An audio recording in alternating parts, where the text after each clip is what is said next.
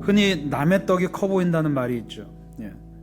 그러니까 소위 뭐 학교에서는 내 옆 친구의 성적이 더 커 보이고, 또 직장에서는 내 옆 사람의 승진이 더 커 보이고, 또 우리가 흔히 많은 사람들이 SNS를 합니다. 뭐 인스타그램, 페이스북, 또 뭐 유튜브 이런 것들을 하면서 사람들이 항상 거기에 올리는 사진들이 뭡니까? 대부분 내가 내 삶의 어떤 초라한 모습, 내 삶의 별 볼 일 없는 그런 모습을 올리는 게 아니라 항상 거기에는 가장 나의 화려한 모습들, 즉 나의 편집된 모습들을 거기에 올리곤 하죠. 그러면 사람들이 좋아요를 누르고 사람들이 그것을 부러워합니다. 그리고 그런 것들을 보면서 우리는 대리 만족을 느끼죠. 또 여러분 유튜브를 여러분들 열심히 보시죠. 유튜브에 보면 사람들이 즐겨보는 것들이 뭐 먹방 이런 것들입니다. 내가 먹는 게 아니라 다른 사람이 맛있게 먹는데 우리는 그걸 왜 자꾸 즐겁게 볼까요? 바로 대리만족입니다. 내가 먹지 못하지만 다른 사람이 비싼 음식을 맛있게 먹는 모습을 보면서 나도 똑같이 대신 만족을 느끼는 겁니다. 그러다 보니까 우리가 그런 편집된 모습들, 진짜 모습이 아니라 편집된 모습들을 바라보면서 우리는 열광하면서 다른 삶을 부러워하는 그런 삶을 살 때가 참 많이 있습니다. 근데 오늘 말씀에 보면 이 에스겔 35장 10절 말씀은 어떤 말씀이냐 하면 하나님께서 에스겔을 통해서 에돔이라는 나라에 이제 예언하시는 말씀입니다. 이 에돔이 뭐라고 하냐 하면 지금 이스라엘 민족들이 망하고 예루살렘이 함락되는 모습을 보면서 이들이 오늘 읽은 말씀처럼 뭐라고 하냐 하면 이 두 민족과 두 땅은 다 내 것이며 내 기업이 되리라, 이렇게 에돔이 말하는 겁니다. 이 두 땅이란 뭘 말합니까? 북이스라엘과 남유다를 말합니다. 그러니까 이 두 나라가 아수르에 의해서 바벨론에 의해서 무너지는 모습을 보면서 에돔은 옳았구나, 내가 그동안 열등감을 가지고 부러워했던 저 나라가 이제 무너졌으니까 저 땅은 내 거야. 왜냐하면 에돔이란 나라는 원체부터 열등감에 사로잡힌 나라였습니다. 에돔의 조상이 에서였죠. 에서가 그 죽 한 그릇에 장자권을 빼앗겨 버렸습니다. 그러면서 이 에서는 평생 열등감 속에서, 원한 속에서 살았던 사람이죠. 그러면서 그 자손들도 똑같이 우리가 원래 장자권을 가지고 있고 우리가 원래 저 가나안 땅에서 복을 누려야 되는데 우리는 지금 이 밑에 사막 한가운데서 힘들게 척박하게 살아가는데 저 장자권을 빼앗은 저 이스라엘은 지금 저 가나안 땅에서 모든 좋은 것들을 다 누리면서 살고 있는 거죠. 맨날 그 모습을 오랫동안 바라보면서 마음이 심사가 뒤틀려지는 겁니다. 열등감에 사로잡혀서 어떻게 하면 저길 무너뜨리고 저 땅을 우리가 차지할까? 원래 빼앗긴 그 장자권을 어떻게 내가 차지하고 저 가나안 땅을 내 땅으로 삼아서 내가 늘 항상 부러워하는 저 이스라엘 민족들의 삶을 내가 어떻게 대체할 수 있을까를 늘 고민했던 에돔입니다. 그래서 지금 이스라엘 백성들이 무너져 갈 때 에돔은 뭐라고 말하냐면 저 땅이 내 것이면 내 기업이 될 것이다 라고 그렇게 말하는 거죠. 그래서 남의 자리가, 그것도 무너진 남의 자리가 자기 것보다 더 나아 보였다는 겁니다. 그런데 오늘 말씀해 보면 아주 짧지만 결정적인 한마디를 하나님께서 하십니다. 뭐라 그럽니까? 그러나 여호와께서 거기에 계셨다.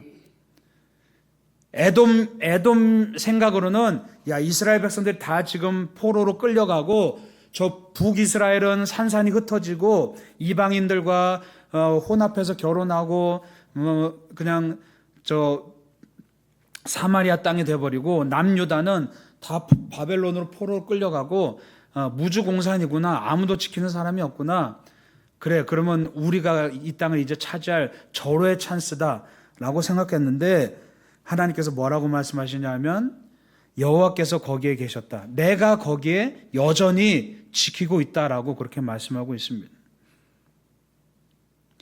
에돔의 눈에는 비어 보였던, 아무것도 없어 보였던 그 자리가 바로 하나님이 여전히 지키고 계셨다고 말씀하고 있죠. 여러분, 우리는 종종 내가 서 있는 자리를 소홀히 하고 더 나아 보이는 다른 자리를 견눈질하곤 합니다. 그런데 오늘 본문은 우리에게 뭐라고 말합니까? 내가 떠나고 싶어하는 그 자리, 내가 초라하다고 느끼는 바로 내 삶의 자리, 때로는 하나님이 안 계시다고 느껴지는 내 삶 속에서 우리는 한번 질문해 봐야 됩니다. 정말 하나님이 계시지 않는가? 정말 하나님이 내 옆에 잘 되고 뭐든지 잘 되어가고 탄탄대로를 걷는 그 옆 사람한테만 하나님이 계시고, 간증거리가 넘쳐나는 그 사람한테만 하나님이 계시고, 정말 뭘 해도 안 되는 내 삶에는 하나님이 계시지 않는가? 우리는 한번 질문해 봐야 됩니다. 우리는 자꾸만 다른 자리가 부러워서 내 자리를 소홀히 합니다. 여러분, 에돔과 이스라엘의 죄가 무엇이었습니까? 그들은 자기의 자리를 소중히 여기지 않았다는 겁니다. 에돔은 끊임없이 열등감에 사로잡혀서, 질투에 사로잡혀서 이스라엘 백성들이 잘 되는 꼴을 배아파하면서 쟤네들은 우리 장자권을 빼앗아 가서 저 가나안 땅에서 저렇게 잘 먹고 잘 사는데 왜 우리는 이 사막 한가운데에서 맨날 이렇게 척박하게 살아야만 돼? 그러한 불만이 가득했죠. 이스라엘은 어떻습니까? 가나안 땅을 차지했지만 그들은 그 땅을 소홀히 여겼습니다. 그래서 끊임없이 우상 숭배를 반복해 가면서 결국은 그 땅을 뺏겨버리게 됩니다.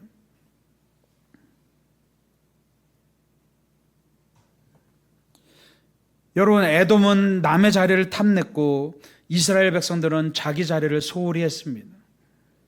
결국엔 둘 다 똑같은 모습이었죠. 여러분, 하나님께서 우리에게 주신 삶이 있습니다. 하나님께서 우리에게 주신 그 부르심이 있습니다.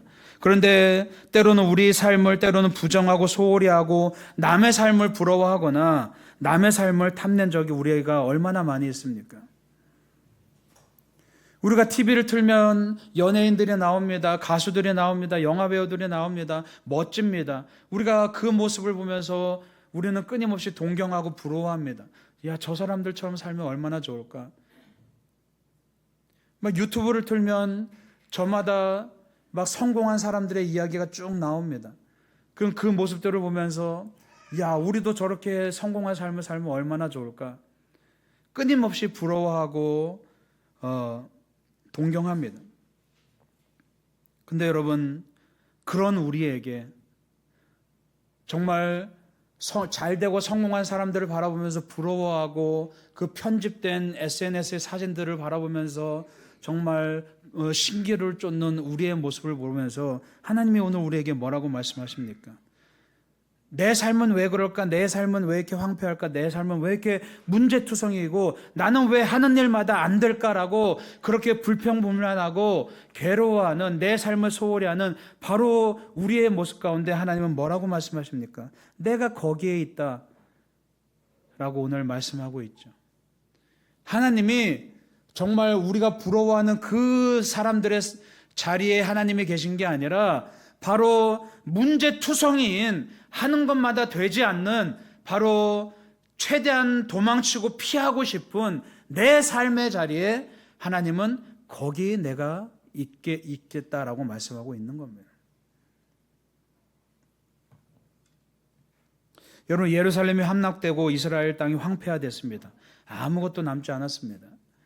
바벨론이 예루살렘을 무너뜨릴 때 그 역사의 진술들을 보면 여러분, 성경에는 자세히 그렇게 뚜렷이 나오지 않았지만 그 역사가들의 역사를 보면 얼마나 끔찍했는지 모릅니다.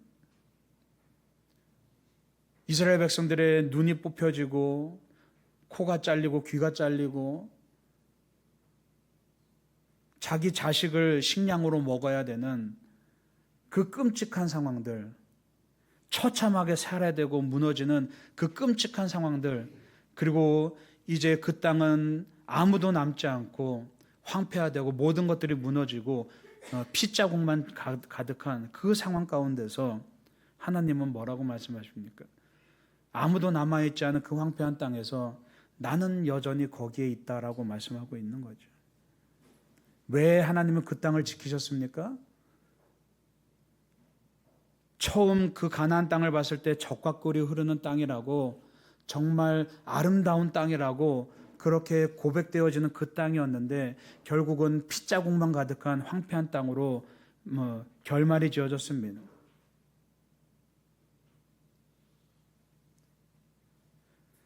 그런데 그 황폐한 땅, 이스라엘 백성들이 다 말아먹고 다 그냥 초토화시키고 다 망가뜨린 그 땅을 하나님은 왜 지키셨습니까?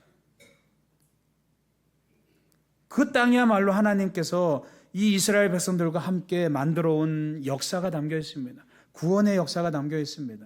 아브라함을 택하셔서 그 한 사람을 가나안 땅으로 끌고 오셔서 거기서 한 가족을 만드시고 큰 친척들을 만드시고 그들을 애굽 땅으로 옮겨서 거기서 한 민족을 이루게 하시고 오래 수백 년의 시간 동안 한 민족이 되어서 결국에 그들이 이제는 한 나라로서 준비가 됐을 때 그들을 가나안 땅으로 이끄셨던 그 하나님의 구원의 역사들, 끊임없이 죄를 반복함에도 불구하고 하나님이 그럼에도 불구하고 붙잡아서 제자리로 앉혀오고 또 도망가면 붙잡아서 제자리로 앉혀오고 또 하나님 싫다고 애굽이 좋다고 또 도망가면 다시금 붙잡아서 질질 끌고 와서 앉혔던 그 하나님의 그 애타는 그 구원의 역사들이 가득 담겨 있었던 땅입니다.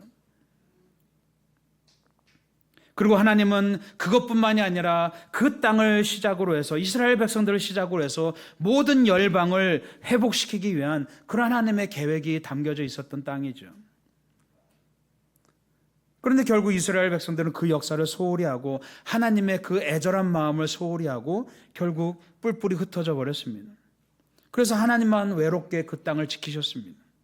우리 인생도 마찬가지입니다. 때로는 후회로 가득하고 마음에 안 들어도 여러분의 삶의 그 자리가 주님이 내게 주신 부르심의 자리라는 것을 여러분 기억하시기 바랍니다.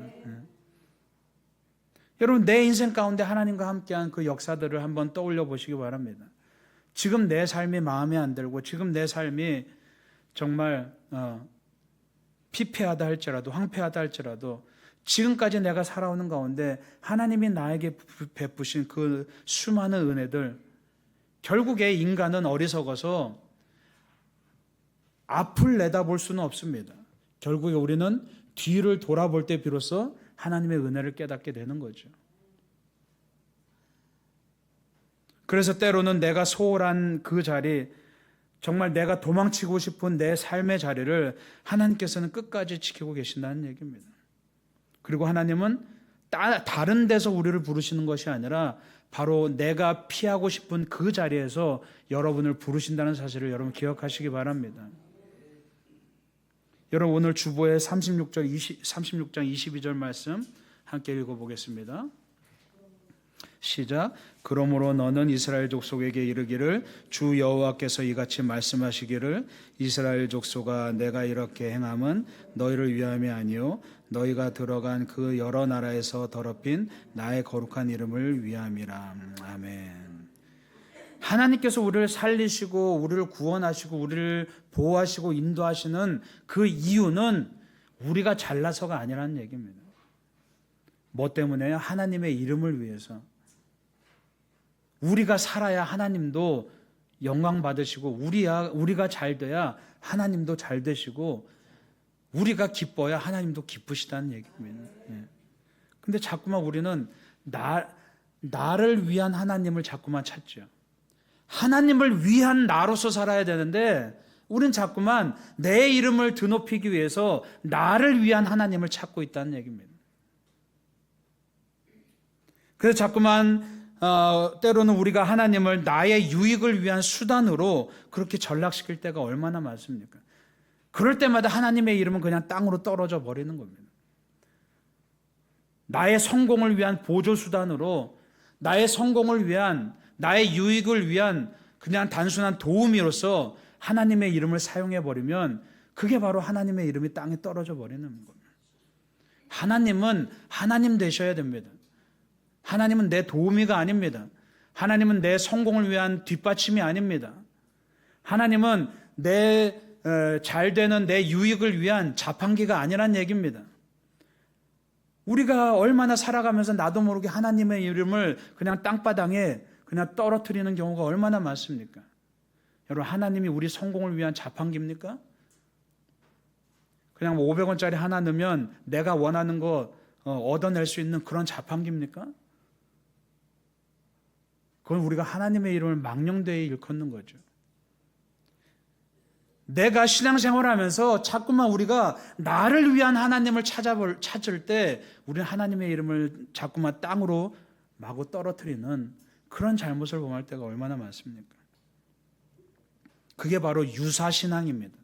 여러분, 유사신앙이라는 게 뭡니까? 이미테이션입니다. 짜갑니다. 가짜입니다.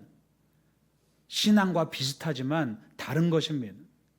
여러분, 분명히 기억하십시오. 나를 위한 하나님을 찾는다면 그거는 유사신앙입니다. 신앙이 아닌 겁니다.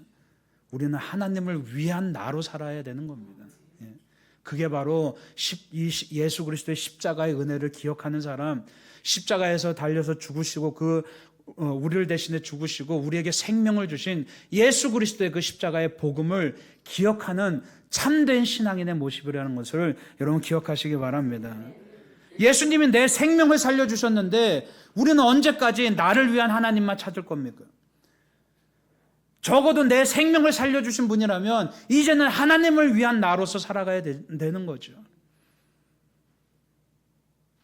내가 주님께 얼마나 도움이 될까를 고민해야 되는데 우리는 여전히 어린아이 같아서 자꾸만 하나님이 나에게 얼마나 도움이 될까를 자꾸만 계산하면서 살아갑니다. 그래서 하나님이 나에게 도움이 될 때는 하나님 찬양합니다, 하나님 기뻐합니다 하지만 정작 내 삶에 어려움이 닥치고 하나님이 내 삶에 도움이 안 된다고 생각할 때 쉽게 하나님의 이름을 땅바닥에 내팽겨 쳐버리는 그런 잘못을 우리가 범할 때가 얼마나 많이 있습니까?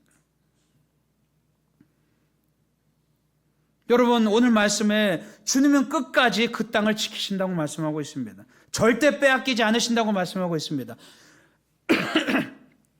우리는 내 삶의 자리가 별 볼 일 없어서 언제든 떠날 준비를 하고 언제든 다른 사람의 삶을 부러워하면서 언제든 떠날 기회를 엿보고 있지만 그럼에도 불구하고 주님은 그 자리를 끝까지 지키신다고 말씀하고 있죠. 그 땅이 무엇이라고 그렇게 집착하십니까?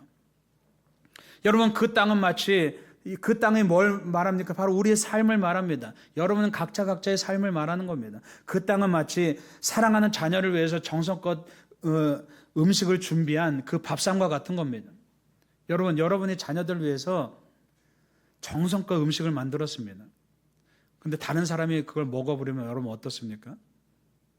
가끔 제가 집에서 혼나요, 아내한테. 우리 아이들 오랜만에 이제 한국에 왔다고 정성껏 차려주면 맛있는 것도 냉장고에 넣어 놓습니다. 근데 냉장고에 넣어 놓으면 누가 임자입니까? 맞아. 네. 우리 이든이도 가끔씩 편의점에서 정성껏 자기가 먹을 걸 냉장고에 넣어 놔요. 누가 임자입니까? 먼저 먹는 사람이 임자. 그럼 난리 나는 거예요. 여러분, 부모가 자녀를 위해서 정성껏 음식을 잘 준비했어요. 근데 그거를 다른 사람이 먹어버리면 얼마나 승질 납니까? 하나님도 마찬가지입니다.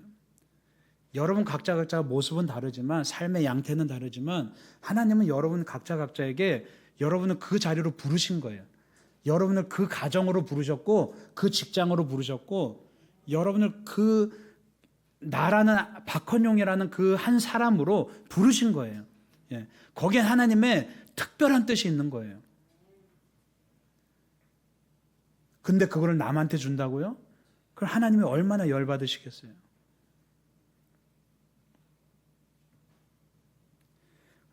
때로는 부모가 자녀를 위해서 좋은 걸 준비해도 어린아이들은 그거를 밥상을 걷어차 버립니다. 왜요? 내가 맛없으면 아무리 좋은 것도 걷어차 버립니다. 왜요? 좋은 걸 모르기 때문이죠. 내가 원하는 게 있기 때문이죠. 그럼 부모는 속이 탑니다. 여러분, 성숙한 신앙이란 뭡니까? 그래서 부모의 마음을 깨닫는 게 사실은 성숙한 신앙이죠. 나를 위한 하나님의 마음이 뭔지를 깨닫는 게 성숙한 신앙이라는 겁니다. 내가 뭘 원하는지를 하나님 앞에 그냥 다 이야기하는 게 성숙한 신앙이 아니라 하나님이 원하는 게 뭔지, 하나님이 나를 통해서 이루시고자 하는 게 뭔지, 나라는 박헌용이라는 한 사람을 통해서 행하시고자 하는 게 뭔지, 저 잘나 보이는 사람, 저렇게 부유한 사람, 저렇게 뭐든지 잘 되는 사람, 그 사람을 통해서 행하시고자 하는 하나님의 뜻이 아니라 바로 나를 통해서 행하시고자 하는 하나님의 뜻이 뭔지를 깨닫는 거, 그게 바로 성숙한 신앙이라는 얘기입니다. 예. 여러분, 그래서 우리가 사람의 관점과 하나님의 관점은 다릅니다. 우린 자꾸만 환경에 초점을 맞추죠. 근데 하나님은 어디에 초점을 맞추십니까? 우리에게 초점을 맞추십니다. 우린 자꾸만 눈앞에 보이는 환경에 초점을 맞추면서 현상을 해석하고 하나님의 뜻을 자꾸만 그걸 바라보면서 해석하려고 합니다. 그런데 하나님은, 하나님의 초점은 환경에 있지 않습니다. 왜요? 환경을 다스리는 분이 하나님이기 때문에. 하나님은 그래서 우리를 바라보시는 겁니다. 우리의 태도를 바라보시는 겁니다. 내가 지금 내 삶의 자리에서 어떤 태도를 가지고 살아가시는가, 하나님은 그걸 보고 계시다는 얘기죠. 지금 하나님은 이미 우리와 함께 계시는데, 늘 항상 우리를 떠나지 않으시는데, 내가 하나님을 다른 곳에서만 자꾸만 찾으면 우리는 절대로 하나님을 만나지 못하죠. 내가 아무리 기도해도 하나님을 만날 수 없다, 내가 아무리 간구해도 하나님을 만날 수 없다. 그럼 여러분, 그 기도의 제목을, 여러분 그 기도의 방향을 다시 한번 점검해 보시기 바랍니다. 내 기도가 무엇이 잘못됐는지를 바라보시기 바랍니다. 그 기도의 제목만 바꿔도 나를 위한 하나님이 아니라 하나님을 위한 나로 살고자 기도 제목을 바꾸면 금방 하나님이 보이기 시작하고 금방 하나님의 음성이 들리기 시작합니다. 여러분, 내 삶의 자리를 등한시하고 다른 데서 하나님을 찾지 마시기 바랍니다. 멋져 보이는 신기루를 바라보면서 거기에 하나님이 계실 거라고 착각하면 안 됩니다. 하나님은 나에게 초점을 맞추십니다. 하나님은 나와 함께 계십니다. 여전히 내가 피하고 싶은 내 삶의 자리를 하나님께서 지키고 계시다는 사실입니다. 내가 버리고 싶었고 내가 소홀히 했던 그 내 삶의 자리를 하나님은 여전히 지키고 계시죠. 그리고 회복은 어디서 시작됩니까? 다른 데서 기회를 찾는 게 아니라 바로 회복은 내가 머물고 있는 그 자리에서 회복이 시작된다는 사실입니다. 저도 젊을 때 어리석어서 도망치고 싶었습니다. 그냥 탈진해서 도망치고 싶었습니다. 그래서 태백에 예수원 산골짜기로 도망쳤습니다. 거기서 1년 동안 수련하면서 깊이 하나님과 교제하면서 결국에 얻은 해답은 단 한 가지였습니다. 환경의 문제가 아니었구나. 나를 괴롭히는 그 수많은 외부의 문제들이 진짜 문제가 아니었고, 내가 당면한 문제들이 진짜 문제가 아니라 결국은 내가 문제였구나. 그걸 깨닫게 됐습니다. 근데 그걸 깨닫고 나니까 성령님의 임재하심이 날마다 막 넘쳐나는 거예요. 그러니까 내가 성령님 만나주세요 한다고 성령님이 나와 함께 하시는 것이 아니라 바로 내가 내 태도를 바꾸는 그 순간 성령님이 나와 함께 하시게 된다는 겁니다. 내가 맨날 딴 데만 바라보고 있다가 내 안을 바라보는 그 순간 비로소 내 안에 이미 계신 성령님을 찾게 된다는 사실입니다. 제가 3년 전에 선교를 마치고 한국으로 돌아오면서도 똑같은 문제에 봉착한 거예요.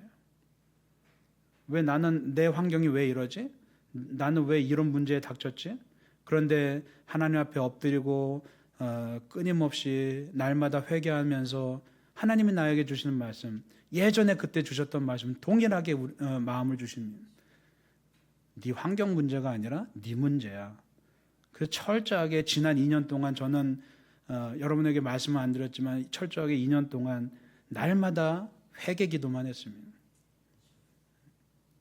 근데 그 가운데서 하나님이 회복시키시고 날마다 성령님께서 함께 하시고 임재하시고 하나님께서 길을 인도하시는 것을 경험하게 됐어요. 여러분, 딴 게 문제가 아닙니다. 내 삶은 왜 이렇지? 난 왜 이런 문제가 막 터지지? 그게 중요한 게 아니라 여러분, 그럴 때는 눈을 감으십시오. 눈앞에 막 여러 복잡한 일들이 벌어질 때는 눈을 감으면 됩니다. 눈을 감으면 뭐가 보이냐면 내 안이 보이게 됩니다. 그럼 거기서 내 문제에 봉착하는 순간 거기서 하나님이 보이기 시작하는 겁니다. 여러분, 오늘 36장에 재밌는 말씀이 있습니다. 우리가 일반적으로 회개해야 회복된다고 생각하죠. 근데 36장 26절 말씀 함께 읽어보겠습니다. 시작. 또 새 영을 너희 속에 두고 새 마음을 너희에게 주되 너희 육신에서 굳은 마음을 제거하고 부드러운 마음을 줄 것이며. 아멘. 오늘 뭐라고 말씀합니까? 새 영을 너희 속에 두는데 성령님께서 우리 안에 거하실 때 벌써 우리 안에 있는 그 굳은 마음, 완고한 마음, 고집스러운 마음, 돌덩어리 같은 마음이 부드러워지겠다라고 말씀하시죠. 그리고 그 다음에 31절에 보면 함께 읽습니다. 그때 너희가 너희 악한 길과 너희 좋지 못한 행위를 기억하고 너희 모든 죄악과 가증한 일로 말미암아 스스로 밉게 보리라. 아멘. 그때 비로소 성령님이 내 안에서 함께 하실 때 그때 비로소 스스로 밉게 보리라. 이게 무슨 얘기냐면 그때 비로소 네 안에 미운 죄들을 보게 된다는 얘기. 그때 비로소 회개할 수 있게 된다는 얘기입니다. 근데 우리는 흔히 단편적으로 회개하면 회복되겠지라고 생각하는데 그 전에 한 단계가, 가장 중요한 한 단계가 먼저 남았다는 거예요. 먼저 하나님께서 주시는 영적인 회복이 먼저 있어야만, 내 힘으로 되는 게 아니라 하나님의 은혜로 먼저 회복을 주셔야만 내가 돌같이 굳은 마음이 녹여져서 그때서 비로소 내 안에 있는 죄를 발견하게 된다는 얘기예요. 여러분, 회개 함부로 하는 거 아닙니다. 그냥 우리가 회개하면 되겠지, 아유 목사님이 맨날 회개해라 회개하라 하니까 내가 회개해야지, 그런다고 회개할 수 있는 게 아니에요. 왜요? 내 마음이 돌 같아서. 내가 회개한다고 해서 내 죄가 보이는 게 아닙니다. 여러분 죄가 그렇게 쉽게 보였으면 여러분 아마 이미 다 성인이 됐을 겁니다. 근데 우리 죄가 쉽게 보이지 않습니다. 남의 죄는 되게 쉽게 보입니다. 그렇죠? 남의 눈 안에 있는 그 티끌조차도 우리는 쉽게 발견합니다. 우리 안에 천리안이 있습니다. 쉽게 발견합니다. 그런데 내 안에 있는 어마어마한 들보조차도 우리는 발견할 수가 없습니다. 왜요? 우리 마음은 돌같이 완고한 존재이기 때문이죠. 그래서 우리 힘으로 회개할 수 있는 게 아닙니다. 성령님이 우리에게 은혜를 주셔서 우리의 마음을 녹이셔야 우리가 그때 비로소 진짜 회개를 하게 되는 겁니다. 여러분, 제가 왜 회개하는데 2년이 걸렸겠습니까? 지금도 여전히 회개하고 있지만, 회개가 쉬웠다면 금방 끝났겠죠. 하루 이틀 그냥 주님 앞에 펑펑 울고 나 회개했습니다. 그럼 끝났겠죠. 근데 그게 아니라는 사실이에요. 내 안에 내가 평생 발견하지도 못한 그런 끔찍한 죄악들을 우리가 마주해야 되는 겁니다. 그건 내 힘으로 되는 게 아니라 성령님이 나와 함께 하셔야 되는 거예요. 그리고 그 죄를 내가 마주해야만, 정말 대면하고 싶지 않지만 그 죄를 대면해야만 그때 진짜 회복이 우리의 삶에 마구마구 주어지는 거죠. 여러분, 회복하고 싶다면 먼저 성령님이 일하시도록 겸손히 엎드리시기 바랍니다. 그래서 여러분, 우리 36장 36절 말씀 함께 읽어보겠습니다. 시작. 너희 사방에 남은 이방 사람들이 나 여호와가 무너진 곳을 건축하며 황폐한 자리에 심은 줄 알리라. 나 여호와가 말하였으니 이루리라. 아멘. 예, 누가 회복시키겠다는 겁니까? 오늘 명백하게 나 여호와가 무너진 곳을 건축하겠다. 여러분의 삶이 황폐하고 여러분의 삶이 수많은 문제투성이라면 그걸 누가 하시겠다는 겁니까? 하나님이 회복하시겠다는 거예요. 그런데 그렇다고 해서 우리가 가만히 있을 수는 없죠. 그럼 우리를 보고 뭘 하시라고 말씀합니까? 물론 당연히 주님이 우리에게 너희는 가만히 있어 내가 하나님 됨을 알지어다 라고 말씀하시지만 우리가 해야 될 일이 있습니다. 36장 37절 말씀 함께 읽습니다. 시작. 그래도 이스라엘 족속이 이같이 자기들에게 이루어 주시기를 내가 구하여야 할지라. 아멘. 그래도 하나님이 다 하시지만 그래도 우리는 뭘 해야 되는 겁니까? 구하라고 말씀하고 있습니다. 네. 그러니까 구하는 자, 주님 앞에 그냥 납작 엎드리고 하나님 내 삶의 절망뿐입니다. 내가 할 수 있는 것은 아무것도 없습니다라고 그렇게 바짝 엎드리는 그 사람에게 하나님은 성령을 부어주시고 그를 회개케 하시고 온전한 회복에 이르도록 그렇게 인도하시겠다고 말씀하고 있는 겁니다. 여러분, 신약에서 예수님께서 만나신 사람들 다 보십시오. 절차가 필요했습니까? 과정이 필요했습니까? 어떤 자격이 필요했습니까? 아무것도 필요하지 않았습니다. 병자들과 창녀들과 세리들과 그 모든 세상에서 정말 욕먹고 왕따 당하는 그 사람들이 하나님 앞에 나왔을 때 그들이 온전히 회복됐습니다. 어떻게 해요? 그들이 한 건 단 한 가지죠. 예수님의 바짓가랑이 붙잡았습니다. 그냥 납작 엎드렸습니다. 나는 죄인입니다. 납작 엎드렸습니다. 폼 잡지 않았습니다. 미사역으로 사용하지 않았습니다. 그들의 기도는 너무나 단순했습니다. 하나님, 나를 불쌍히 여겨주십시오. 난 죄인입니다. 그것도 안 되면 떠나시려는 예수님의 바짓가랑이라도 붙잡고 간절하게 바짓가랑이 붙잡고 늘어지는 그 간절함으로 주님의 바짓가랑이라도 붙잡았을 때 놀라운 회복이 일어났죠. 성경의 원리는 아주 단순합니다. 그냥 주님 앞에 그냥 엎드려서 나 좀 불쌍히 여겨주세요 하는 그 사람에게 하나님께서는 놀라운 회복을 역사하신다는 사실을 여러분 기억하시기 바랍니다. 지금 이 순간에도 여러분의 삶의 자리를 하나님은 지키고 계십니다. 아니, 우리 집은 왜 이래? 그러나 그 가정을 하나님은 여전히 지키고 계십니다. 아니, 내 일자리는, 내 직장은 왜 이러지? 그럼에도 불구하고 하나님은 거기를 지키고 계시다는 얘기입니다. 내 자리가 은혜의 자리이고 하나님을 만나는 자리임을 여러분 잊지 마시기 바랍니다. 하나님은 반드시 여러분을 거기서 회복시키십니다. 딴 데서가 아니라 바로 여러분이 머문 거기서 회복시키십니다. 여러분이 회복되고 은혜를 누려야 또 믿지 않는 영혼들이 돌아오기 때문에 하나님은 하나님의 이름을 드높이기 위해서, 하나님께서 영광 받으시기 위해서 여러분을 반드시 회복시키셔야 되는 겁니다. 회복시키셔도 되고 안 되고가 아닙니다. 왜냐하면 하나님의 최종 목적은 모든 영혼들이 여러분을 통해서 회복되는 걸 원하시기 때문에 여러분 한 사람 한 사람이 이제는 영적인 이스라엘이에요. 여러분들이 멸망하면 안 되는 거예요. 여러분들이 무너지면 안 되는 거예요. 이건 하나님 책임인 거예요. 그래서 하나님의 의무는 뭐냐? 여러분을 반드시 회복시켜야 되는 거예요. 예, 그건 하나님 책임이에요. 내 책임 아니에요. 그래야만 열방이 주님께 돌아오기 때문이죠. 그래서 여러분의 삶에 정말 내 삶, 딴 데서 하나님 찾는 게 아니라 뭐 저 멋져 보이는 화려한 큰 교회 가야만 하나님 찾는 게 아니라 정말 뜨거워 보이는 어떤 기도원 가야만 하나님을 만나는 게 아니라 하나님은 어디 계신 거예요? 내 가정에 계신 거예요. 나한테 계신 거예요. 거기서 하나님을 만나지 못하면 아무리 좋은 곳 가도 여러분 하나님 절대 못 만납니다. 오늘 여러분 말씀을 기억하면서 여러분의 삶의 자리에서 하나님을 만나고 거기서 천국을 누리고 거기서 하나님과 함께 회복을 경험하는 그런 여러분들 되시길 간절히 축원합니다. 기도하겠습니다.